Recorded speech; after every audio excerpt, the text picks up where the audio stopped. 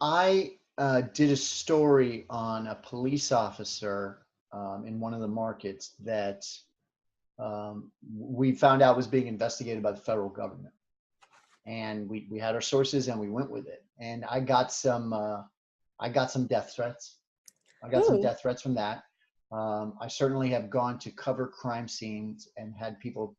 I got chased with a knife one time at a crime scene by a victim's family. I'm not even upset about that Oh because my I gosh. obviously emotional toll. Um, yeah, things have been certainly said to me here and there.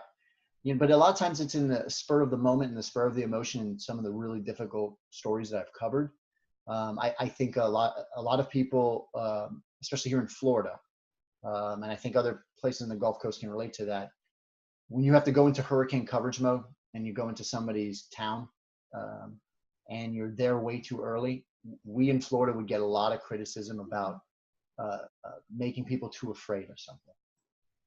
Instead of them not having an understanding that we have a duty as journalists to inform and let people decide, how much in danger they think they should feel, and operating in an abundance of caution sometimes.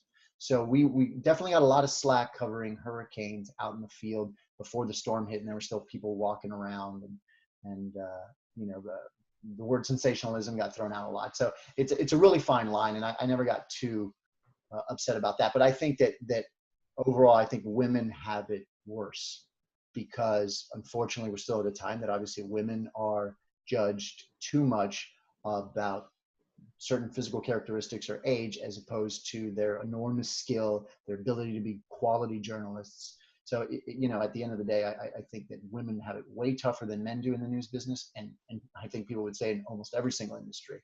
But in one where someone's looking at you every single day and you're constantly being judged physically as well, that's an enormous obstacle that I wouldn't wish on my worst enemy.